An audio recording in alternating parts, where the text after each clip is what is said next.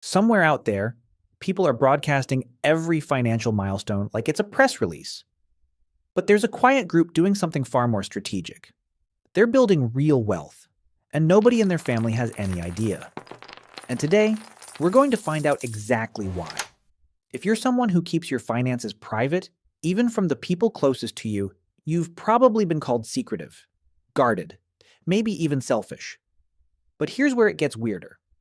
That behavior, it's not a crack in your character. It's your nervous system running an extremely sophisticated protection protocol, one that most people around you don't even have the capacity to activate. This isn't a personality flaw. It's a precision engineered calibration of how your brain processes threat, trust, and long term survival.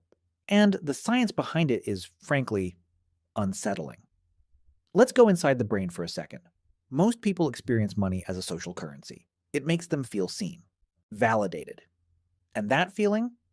It's dopamine, specifically dopamine released in the nucleus accumbens, your brain's reward center, every time you signal status to others. Sharing your finances, flexing a purchase, talking about a raise. For the average person, that's a dopamine hit. It feels good.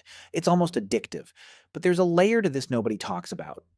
In people who keep their wealth private, the prefrontal cortex, the part of your brain responsible for long-term planning and impulse control, is significantly more active during financial decisions. A 2021 study published in the Journal of Behavioral Economics found that individuals who exhibited financial privacy behaviors showed elevated activity in the insula, the region of the brain that processes risk and internal bodily signals. The insula is basically your internal alarm system. And in these individuals, it's not broken. It's dialed up. Their brain learned, possibly early, possibly painfully, that exposing financial information creates vulnerability. So it built a shield.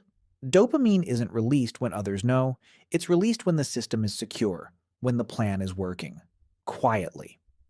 Now, here's where it gets interesting and a little uncomfortable. Most people operate on what psychologists call tribal financial behavior. Their money decisions are deeply influenced by social comparison. They spend to belong, they share to connect, they flex to feel safe within the group. And that group, it feels like safety. But it's not autonomy, it's biological compliance dressed up as choice. The people who keep their wealth hidden, they've broken that loop. They're not rejecting connection out of cruelty. They're operating from what researchers call individualistic autonomy, a stable internal sense of self that doesn't need external validation to feel secure. They're not playing the same game as everyone else at that dinner table. They're not even in the same stadium.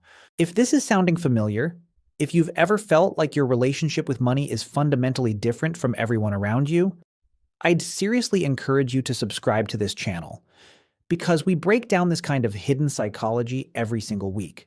People assume that someone who's financially private is emotionally cold, detached. But that's a misread. Their emotional energy isn't disappearing, it's being redirected. Studies in behavioral psychology show that individuals with high financial privacy tend to invest their emotional bandwidth into long-term projects, future security planning, and, surprisingly, causes and people they deeply care about, just quietly, without an audience.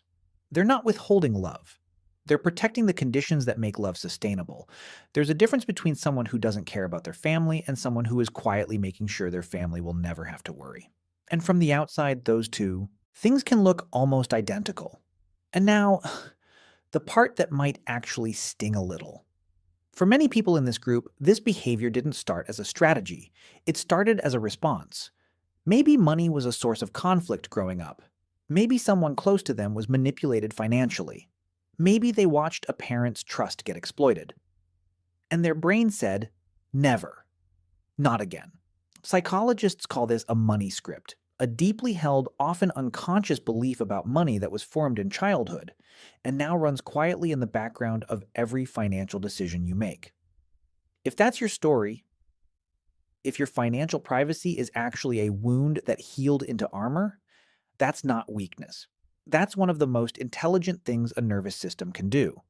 It took a painful lesson and turned it into a permanent protection protocol. You didn't choose this. Your brain chose it for you. and it chose it to keep you safe. So here's what I want you to take away from this. You are not broken. You are not boring. You are not cold or secretive or difficult. You are playing a fundamentally different game, one where the scoreboard isn't visible to anyone but you. And honestly, that might be the most powerful position in the room.